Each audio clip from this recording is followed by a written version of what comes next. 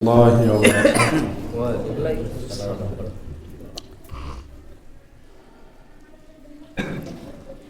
الحمد لله نحمده ونستعينه ونستغفره ونؤمن به ونتوكل عليه ونعوذ بالله من شرور أنفسنا ومن سيئات أعمالنا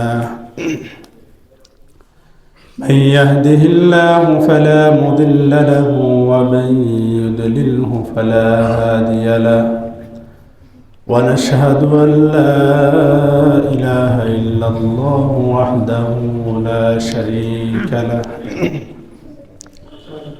ونشهد أن سيدنا وسندنا وحبيبنا وحبيب ربنا ومولانا محمدا عبده ورسوله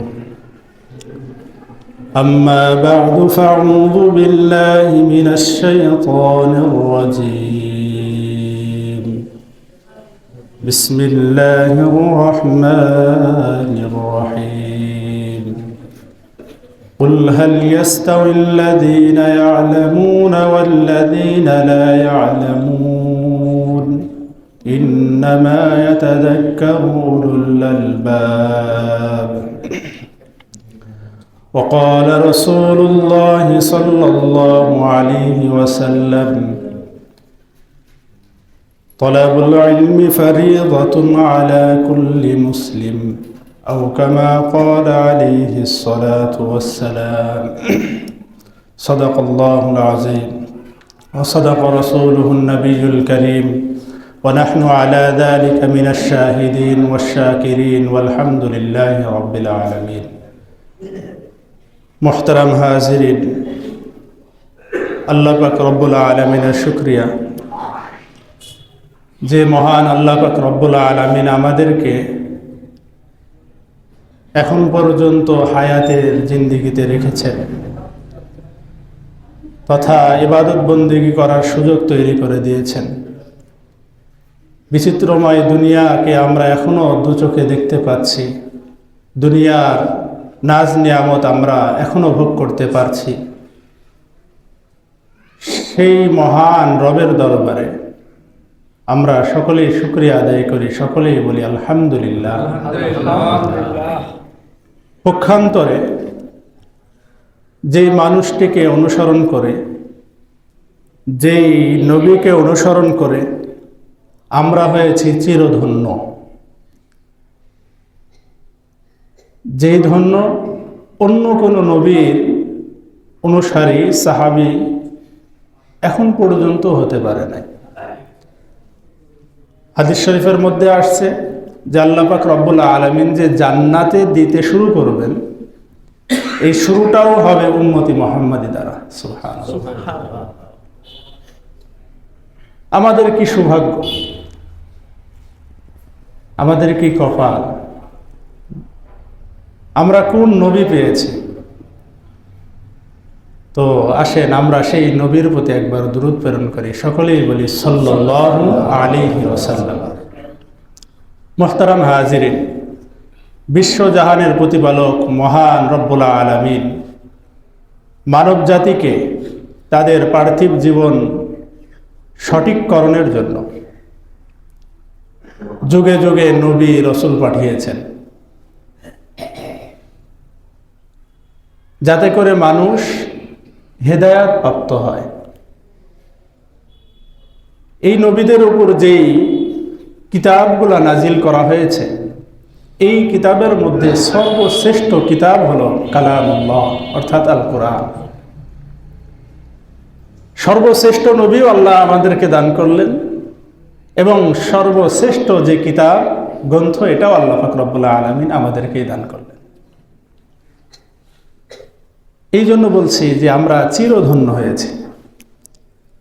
আগেও কেউ হবে না, আমাদের পরেও কেউ হবে না, আমরাই হইল সফল কাম হয়েছে। তবে আমাদের প্রত্যেকটা আমল করা সহজ হয়ে গিয়েছে একমাত্র এই নবীর কারণে। অন্যান্য নবীর বেলায়, অন্যান্য নবীর ক্ষেত্রে দেখা গিয়েছে যে তাদেরকে 50 ওয়াক্ত নামাজ পড়তে হয়েছে, তাদেরকে দিনভর ইবাদত বন্দি করতে হয়েছে, রাতভর ইবাদত বন্দি করতে হয়েছে, কিন্তু আমার আপনার নবীর জন্য এটা ছাড় দিয়েছে যে তোমাদের অল্প আমলেই হবে নাজাতের জন্য যথেষ্ট।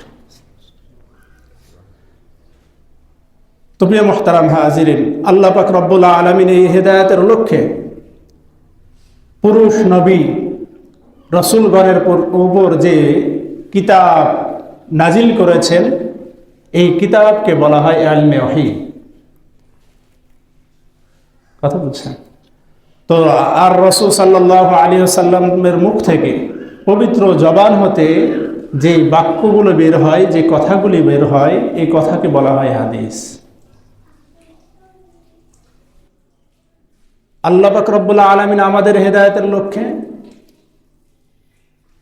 যে কিতাব নাজিল করেছেন এটাকেও বলা হয় ইলমে ওহী, এবং রাসূল সাল্লাল্লাহু আলাইহি ওয়াসাল্লামের পবিত্র জবান হতে যেই কথাগুলি বের হয়েছে, যে আমলগুলো বের হয়েছে, তিনার দ্বারা সংগঠিত হয়েছে, এটাকেও বলা হয় ইলমে ওহী।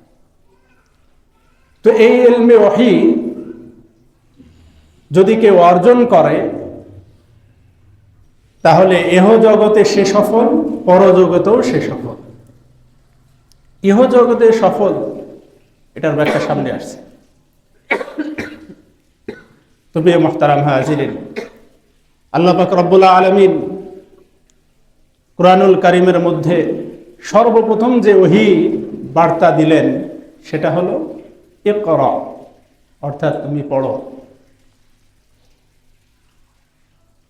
বিসমি রাব্বিকাল্লাযী খলাক, তুমি পড়ো সেই প্রভুর নামে যিনি তোমাকে সৃষ্টি করেছেন জমাট রক্ত হতে। এটার ব্যাখ্যা হলো যে আল্লাহ পাক রব্বুল আলামিন রাসূল সাল্লাল্লাহু আলাইহি ওয়াসাল্লামের উপর কুরআন নাজিল করার পরে এর মধ্যেই রেখেছেন পুরা মানব জাতির কল্যাণ, পুরা মানব জাতির সফলতা এবং পুরা মানব জাতির মূর্খতা দূরীভূত করেছেন এই কোরআন। এই কোরআন যদি কেউ সহি শুদ্ধভাবে শিখতে পারে, কেউ কোরআনের জ্ঞান যদি অন্বেষণ করতে পারে, তাহলে পৃথিবীর মধ্যে সবচেয়ে শ্রেষ্ঠ জ্ঞানী তিনি বিবেচিত। তো এই জন্য আল্লাহ পাক রব্বুল আলামিন বলছেন ইকরা বিসমি রাব্বিকাল্লাযী খলাক, পড়ো তোমার প্রভুর নামে যিনি তোমাকে জমাট রক্ত হতে সৃষ্টি করেছেন। আল্লাহ পাক রব্বুল আলামিন জ্ঞানী এবং মূর্খর মধ্যে পার্থক্য করে বলছেন যে যারা জ্ঞানী হবে এবং যারা মূর্খ হবে তারা কখনোই সমান হইতে পারে না, তারা কখনোই সমান হতে পারে না।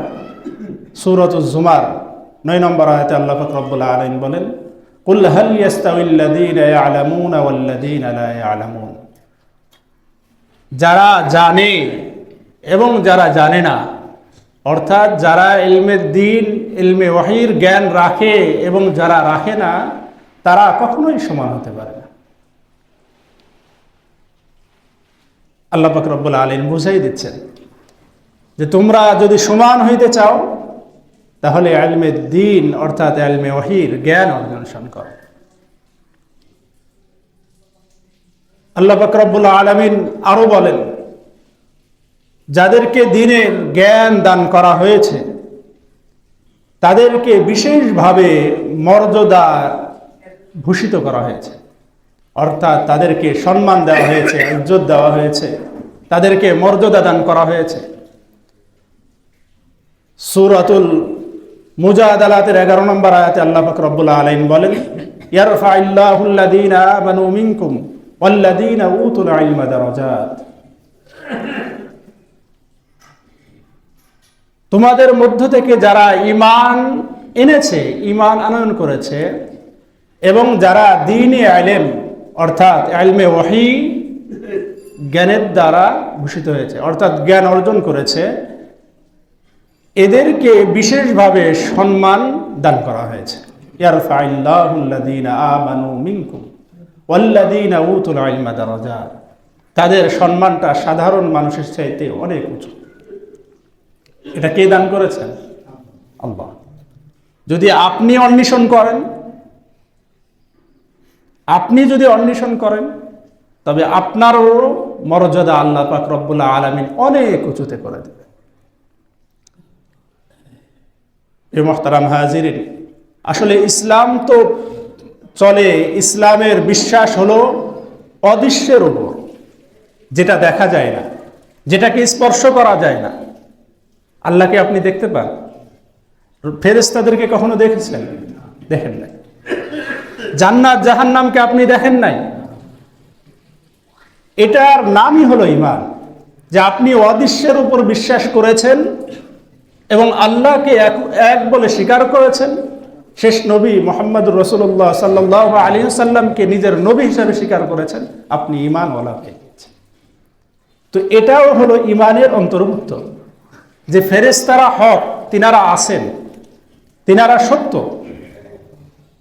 এই ফেরেশতাগণ যিনারা ইলমে দ্বীন শিক্ষা করতে যান এবং ইলমে দ্বীন শিক্ষারত অবস্থায় থাকেন, আমি এখান থেকে নিয়ে বাটিয়াপাড়া দাখিল মাদ্রাসায় যাচ্ছি ইলমে দ্বীন অর্থাৎ কোরআন শিক্ষা করার জন্য।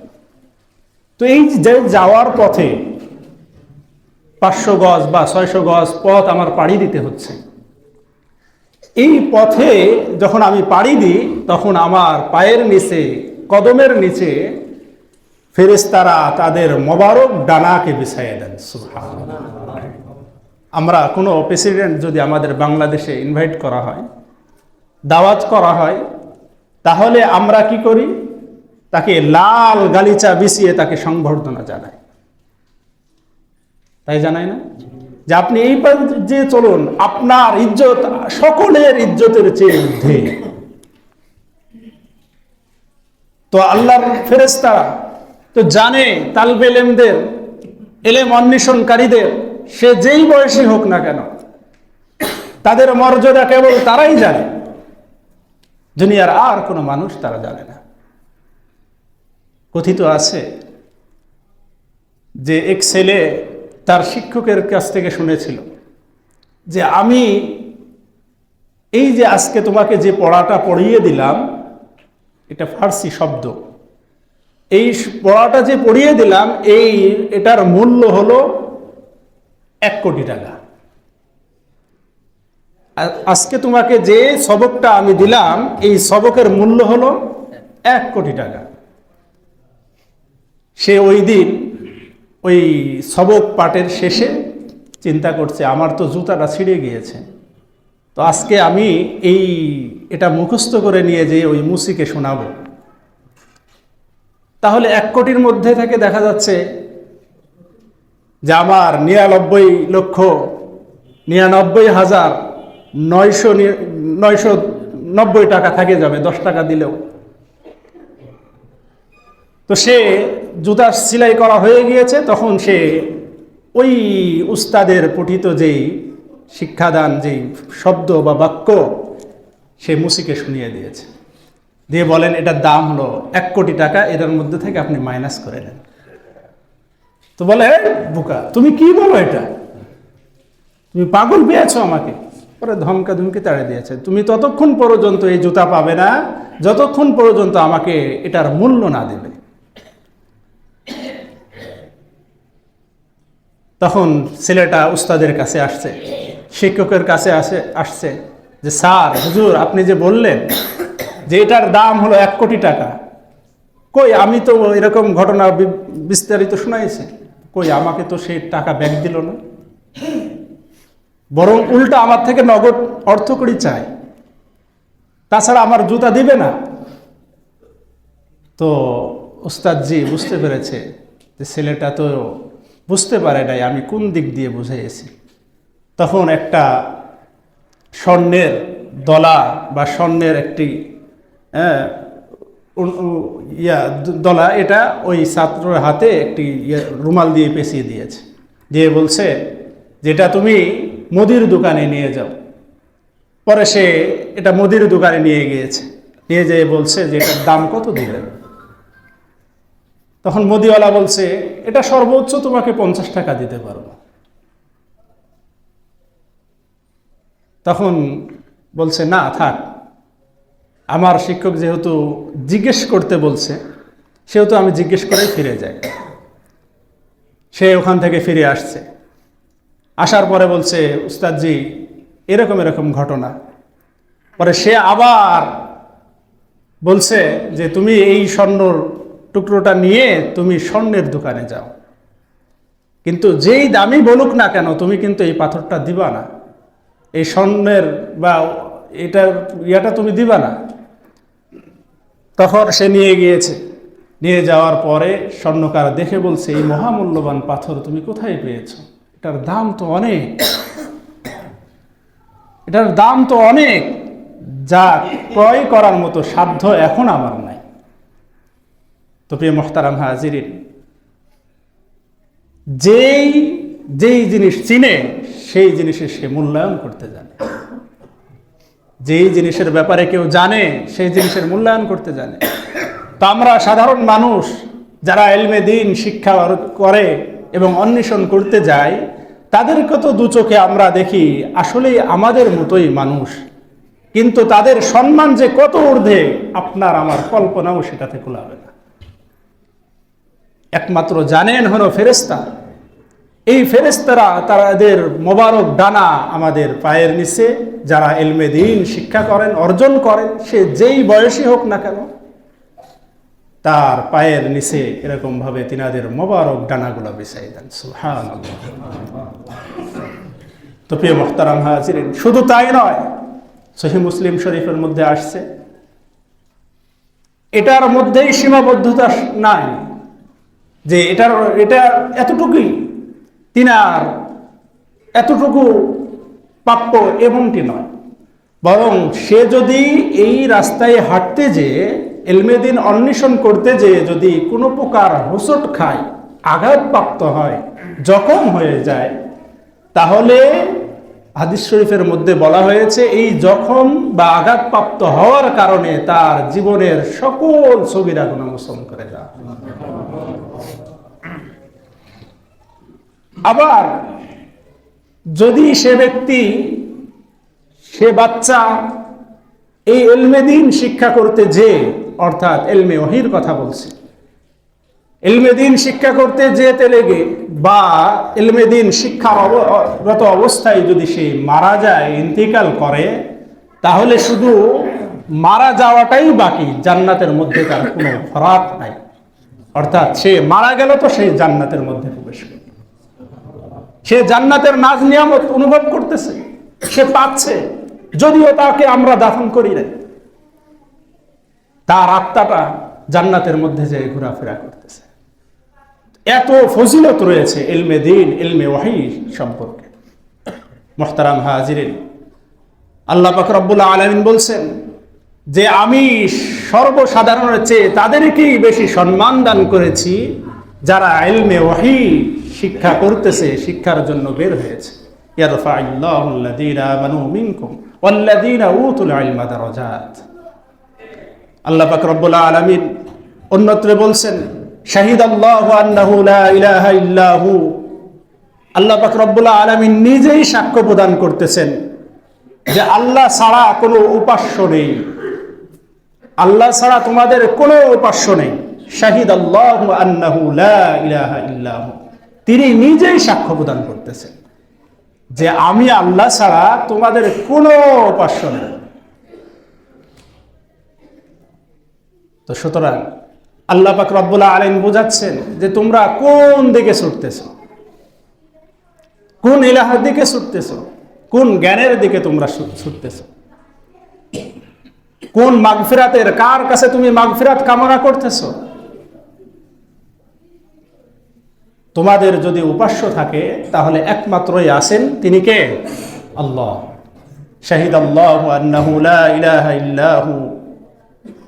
আল্লাহ পাক রব্বুল আলামিন বলছেন যে আমি ছাড়া কোনো উপাস্য তোমাদের নেই। ওয়াল মালাইকাতু ওয়া উলুল ইলম। এবং আল্লাহ পাক রব্বুল আলামিন বলছেন যারা ফেরেশতা এবং যারা ইলমে দ্বীন অন্বেষণ করে বিল কিসতি লা ইলাহা ইল্লা হুয়াল আজিজুল হাকীম, যারা ফেরেশতা এবং যারা ইলমে দ্বীন অন্বেষণ করে, ফেরেশতার পরেই আমি তাদের মর্যাদাকে উঁচু করেছি। তাহলে আল্লাহ পাক রব্বুল আলামিন বলছেন যে আল্লাহ ছাড়া উপাস্য তোমাদের কেউ নেই, ফেরেশতাদের পরেই আমি তাদের সম্মানকে উঁচু করেছি যারা ইলমে দ্বীন শিক্ষা করে। তো প্রিয় মুহতারাম হাজিরিন, ফেরেশতাদের পরে তবে নবী রাসূল ব্যতীত, নবী রাসূল ব্যতীত, এখানে ব্যাখ্যার মধ্যে আসছে সর্বসাধারণের চেয়ে সবচেয়ে উঁচু মর্যাদা বানিয়েছেন সাধারণ মানুষ যারা ইলমে দ্বীন শিক্ষা অন্বেষণ করে, ইলমে দ্বীন শিক্ষা গ্রহণ করেন, ইলমে দ্বীন শিক্ষার জন্য বের হন। তাদেরকে আল্লাহ পাক রব্বুল আলামিন অন্যত্র বলেছেন যে যারা ওহীর জ্ঞানী হবে, তারা আল্লাহ তাআলাকে ভয় করে, যারা ইলমে দ্বীন শিক্ষা করে অর্থাৎ ইলমে ওহীকে অর্জন করে, তারা এই প্রকৃত অর্থে আল্লাহকে ভয় করে। আল্লাহ পাক রব্বুল আলামিন বলেন ইন্নামা ইয়াখশাল্লাহা মিন ইবাদিহিল উলামা, সবচেয়ে বেশি ভয় করে হলো আলেম উলামা। আর আলেম উলামার অর্থ হলো এখানে তাকে দাওরা কমপ্লিট করতে হবে তা না, এখানে তাকে মুহাদ্দিস হইতে হবে, মুফতি হইতে হবে, এখানে এনাকে বলা হয় না। বলা হয়েছে যে যারা ইলমে দ্বীন অন্বেষণ করেছে, ইলমে দ্বীন যারা অন্বেষণ করেছে তারা এই প্রকৃত অর্থে আল্লাহকে ভয় করে।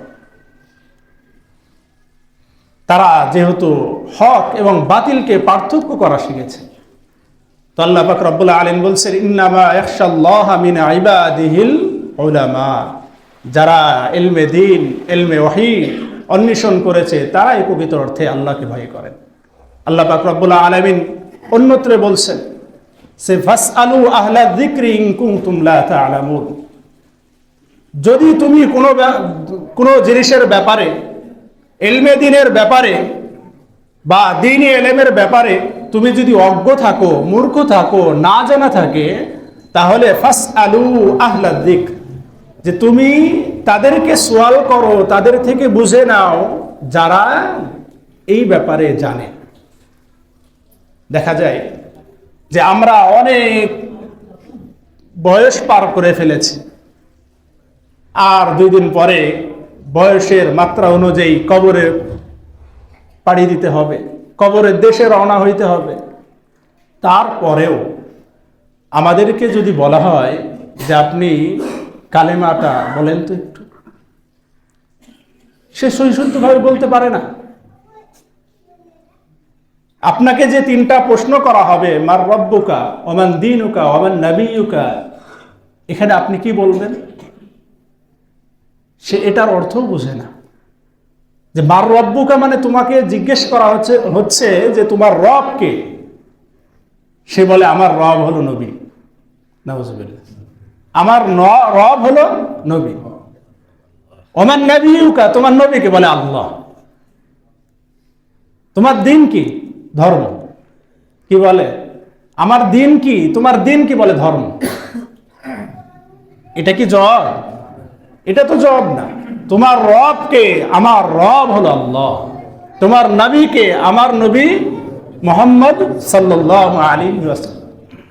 তোমার দিন কি? দিন ইয়াল ইসলাম, আমার ধর্ম হলো ইসলাম।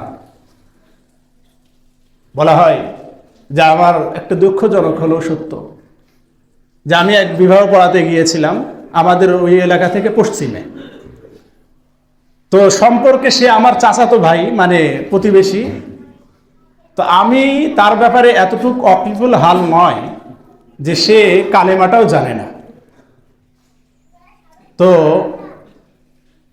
কিছু ব্যাপার আছে না যে আমাকে এখানে চিনে বিধায় আমাকে সকলেই জানে যে এটা হলো আমাদের খতিব সাহেব। ইনি কতটুকু জাননি বলে এখানকার মানুষ বুঝে, কিন্তু আমি যখন আম পাবলিকের মধ্যে ঘুরি তখন উনি জানেই না যে ইনি একজন খতিব বা একজন হুজুর বা একজন হাফিজ সাহেব বা একজন মাওলানা সাহেব, এটা বুঝে নাই। তো আমি ওখানে গিয়েছি, সাধারণত ওনার বুঝার তো কোনো ইয়া নেই। তো ওখানকার যে হুজুর তিনিই বড় হুজুর। তো উনি আমার চাচাতো ভাইকে জিজ্ঞেস করছে যে কালেমা জানেন? বলে হ্যাঁ। বলে কালেমা পড়েন তো। বলে আশহাদু আল্লা ইলাহা ইল্লাল্লাহ। কি বলে? আশহাদু আল্লা ইলাহা। আমি বলছি কালেমা জিজ্ঞেস করছে, তাহলে বলছি তাহলে কি হবে? আস্তাগফিরুল্লাহ। দেখেন, একজন মুসলমান কালেমা কাকে বলে সে এটাও জানে না। কালেমা আপনারা জানেন? কালেমা তৈয়্যিবা কে কে জানেন? হাত উঠান দেখি। আল্লাহু আকবার। লা ইলাহা ইল্লাল্লাহ মুহাম্মাদুর রাসূলুল্লাহ। কালেমায়ে শাহাদাত, আশহাদু আল্লা ইলাহা ইল্লাল্লাহ ওয়া আশহাদু আন্না মুহাম্মাদার রাসূলুল্লাহ। প্রিয় মুহতারাম হাজিরিন, এমন জীবন যেন আমাদের না হয়। সেই ছোট হোক বড় হোক, সে ছোট হোক বড় হোক, আমি যদি না জানা থাকি তাহলে অবশ্যই অবশ্যই তাকে থেকে আমি জেনে নিব। সমস্যা কোথায়? আমি তো জানি না, তার থেকে জেনে নিলে আমার সমস্যা কোথায়? বলে হুজুরের থেকে জানবো, ও তো ছোট, আমার নাতি। কথা বলছেন না? শরম পায়। শোনেন, এই শরমেই কিন্তু আপনাকে জাহান্নামে নিয়ে চলে যাবে। এই লজ্জাবোধের কারণেই কিন্তু আপনাকে জাহান্নামে যেতে হবে। অতএব কোনো লজ্জা নেই। দ্বীনের জ্ঞান অন্বেষণ করার জন্য আপনার যেই বয়সে আপনি উপনীত হন না কেন, আপনাকে দ্বীনে ইলম অন্বেষণ করেই কবরে যেতে হবে।